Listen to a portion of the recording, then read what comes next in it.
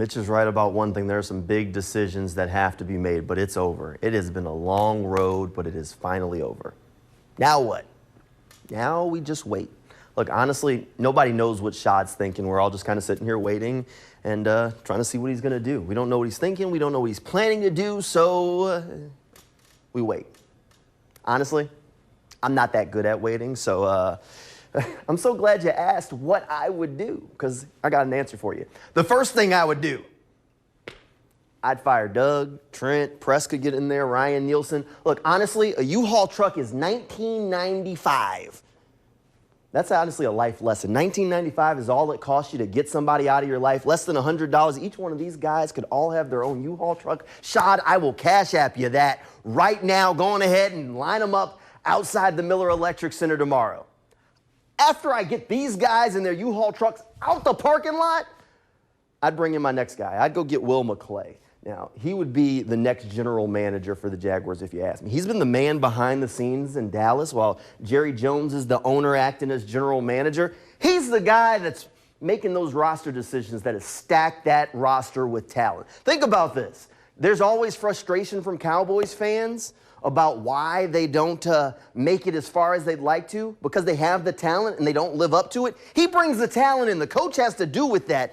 He's passed up on general manager jobs in the past because he wanted his son to finish high school there in Dallas where he started. You know what? He's a good dad. Made a promise to his son. He lived up to it, because good news for the Jaguars, his son graduates this year. Huh. Look at timing, Will. And you know what? Also, small world. Will McClay got his NFL start with the Jaguars right here in Jacksonville under the Weavers, but back in 2001. So bringing him back here to lead the team as the general manager would kind of be the full circle moment for him. Now, to go along with general manager Will McClay, the head coach one, look, it's honestly easy. Everyone wants this guy. Everybody wants Ben Johnson. He's the belle of the ball. He's on everybody's Christmas list. He was the guy that Santa was trying to get him because all the fan bases wanted him under the Christmas tree. If I say any other name at this point, it would be a disappointment. He's the guy that it should be. There's a couple other guys that I'd be interested in, and we'll talk about those as we move forward, but Ben Johnson's the guy. Look, you pair Ben Johnson with Trevor Lawrence, and you just let that Jaguars offense cook. Let him try and make Trevor a star. Now, once you get McClay and you got Johnson in the fold, then there's some hard decisions that you got to start talking about. One of them's Christian Kirk.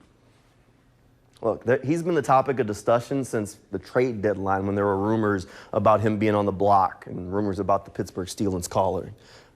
But he got hurt, so that deal didn't materialize.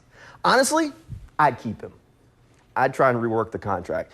Look, at the end of the day, the goal is still to surround Trevor Lawrence with as many weapons as possible. And while Parker Washington is a guy that represents a cheaper option, how much confidence does a combination of Brian Thomas Jr., Parker Washington, and Gabe Davis instill in anybody?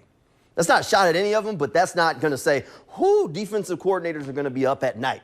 You got to keep this guy, because you got to put talent around Trevor.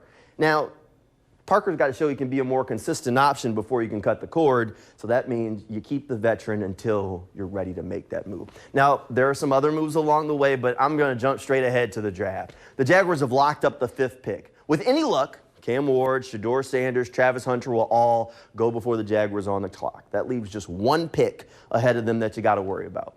And if the Jaguars have any sort of luck, Toria McMillan will still be on the board when they hit the clock at number 5.